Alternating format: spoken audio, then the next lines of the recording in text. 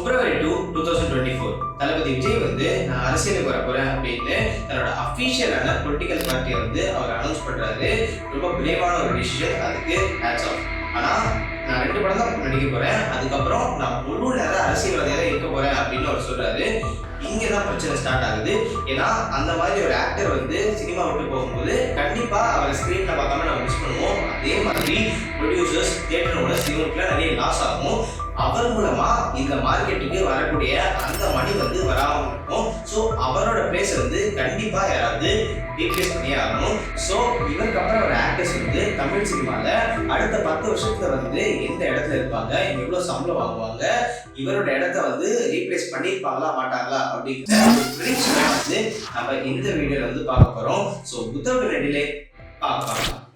இப்போ டாப்ல இருக்கிற அந்த 4 ஆக்டர்ஸ் வந்து நம்ம வந்துருவோம். அவங்க கீழே இருக்காங்க பாத்தீங்களா, அந்த ஆக்டர்ஸோட strengths, weaknesses, opportunities and threats தான் நம்ம இந்த வீடியோல இனிமே பார்க்க போறோம். அடுத்த 10 வருஷத்துல யாரு ராஜனோட இடத்தை பிடிக்க போறா அப்படிங்கிறது தான் நம்ம ப்ரெடிக்ட் பண்ண போறோம்.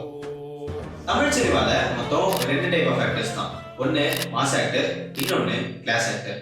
ஃபார் எக்ஸாம்பிள், இப்போ ரஜினி சார் எடுத்தோம்னா அவரோட படங்கள் எல்லாமே வந்து கொஞ்சம் ஆக்ஷன், கொஞ்சம் காமெடி, கொஞ்சம் ரொமான்ஸ், அப்புறம் கொஞ்சம் கதை அப்படின்னு ஒரே ஸ்டீரியோ டைப்ல இருக்கிற படங்களை தான் அவர் நிறைய பண்ணியிருப்பாரு. நிறைய எக்ஸ்பெரிமெண்டல் படங்கள் வந்து அவர் ட்ரை பண்ணியிருக்க மாட்டாரு. ஸோ அவர் வந்து ஒரு மாஸ் ஆக்டர். அவரை மாதிரியே தளபதி, எஸ்கே இவங்க எல்லாருமே வந்து மாஸ் ஆக்டர்ஸ். அந்த அதர் ஹேண்ட் இப்போ கமல் சார் எடுத்துக்கிட்டோம்னா அவரும் நிறைய மாஸ் படங்கள் பண்ணியிருப்பாரு. ஆனா அது மட்டும் இல்லாம நிறைய படங்கள் டிஃப்ரெண்டா நிறைய எக்ஸ்பெரிமெண்டல் அவர் பண்ணியிருப்பாரு. ஃபார் எக்ஸாம்பிள், இப்போ குணா, ஹேராம், விருமாண்டி, அன்பே சிவம் அப்படின்னு நிறைய வித்தியாசமான கேரக்டர்ஸ் பண்ணி ஒரு வெர்சடைல் ஆக்டரா இருப்பாரு. அவர் வந்து ஒரு கிளாஸ் ஆக்டர். அவர் மாதிரியே தனுஷ், விக்ரம், விஜய் சேதுபதி இவங்களும் கிளாஸ் ஆக்டர்ஸ். தளபதிக்கு அப்புறம் அதிகமான காமன் ஆடியன்ஸ் ஃபேன்ஸ் இருக்கிற ஆக்டர்ஸ் பார்த்தீங்கன்னா ஒரு விக்ரம் அப்படின்னு சூர்யா. 2 பேருமே சிமிலரான ஆக்டர்ஸ் தான். ஆனால் விக்ரம் சார் வந்து சூர்யா சாரோட அதிகமான எக்ஸ்பெரிமெண்டல் படங்கள் வந்து பண்ணியிருக்காரு. 2 பேரோட ஸ்ட்ரென்த்துமே வந்து அவங்களோட வெர்சிட்டாலிட்டி தான். எந்த ஒரு கேரக்டர் கொடுத்தாலும் அந்த கேரக்டருக்கு பயங்கரமா சூட் ஆகி இந்த வயசுல கூட அவங்க வந்து பாடி டிரான்ஸ்ஃபர்மேஷன்லாம் பண்ணி வேற லெவலில் நடிப்பாங்க.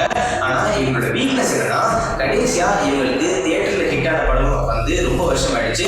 2 பேருமே வந்து ஓடிடியில நல்ல படங்கள் கொடுக்குறாங்க. இவர் சூரியன் போட்டு ஜெயிக்கணும், இவர் மகானும் நல்ல படங்கள் கொடுக்குறாரு.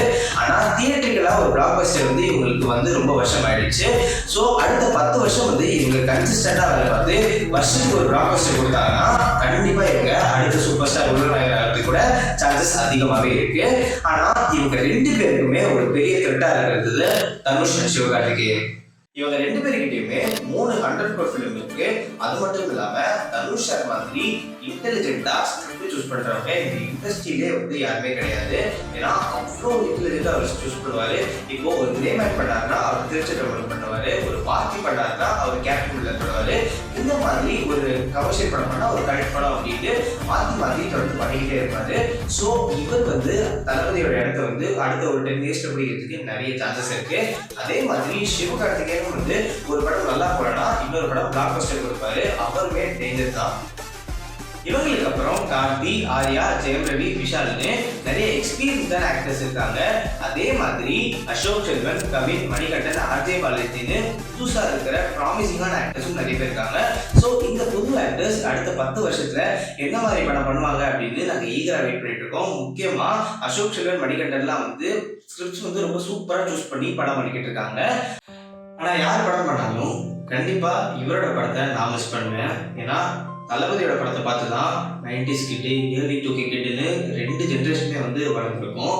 ஒரு தீபாவளி இல்லை பொங்கல்னா புது ட்ரெஸ் போட்டுட்டு வீட்டில் காசு வாங்கிட்டு ஒரு தளபதி படத்துக்கு போகணும் அப்படிங்கிறது வந்து எல்லா பசங்களுக்குமே இருக்கிற ஒரு ட்ரெடிஷன், ஒரு விஷ், ஒரு மெமரபிளான ஒரு விஷயம். ஆனால் இனிமே அது மெமரியாக தான் இருக்க போகுது அப்படின்னு சொன்னால் ரொம்ப ஒரு ஃபீலிங்காக தான் இருக்குது. ஏன்னா இப்போ அவர் அரசியல் தான் வந்திருக்காரு. பட் அவர் படங்கள் பண்ணிட்டு இருந்தாருன்னா என்ன ஒரு வருஷத்துக்கு 2 படம் பண்ணியிருப்பாரு.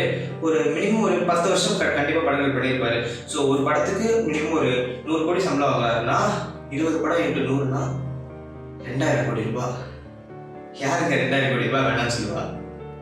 இவர் சொல்லியிருக்காரு. ஸோ இவரோட இன்டென்ஷன் பணம் கிடையாது அப்படிங்கிறது இதுல தெரியுது. இவர் அரசியலுக்கு வந்தது வந்து பணத்துக்காக இவர் வரல. ஸோ மோராஃபிக் ஒரு நல்ல இன்டென்ஷனுக்காக தான் வந்திருக்காருன்னு நான் நம்புறேன். ஸோ இந்த வீடியோட கன்க்ளூஷன் என்னன்னா, யார் எவ்வளோ வேலை பார்த்தாலும் எவ்வளோ பெரிய பிளாக் பஸ்டர் கொடுத்தாலும் கண்டிப்பாக அவங்க தளபதியோட இடத்த ரீப்ளேஸ் பண்ணவே முடியாது. ஏன்னா இங்கே ஒரே ஒரு ரிலீசர் தான், ஒரே ஒரு தளபதி தான், ஒரே ஒரு தலைவன் தான்.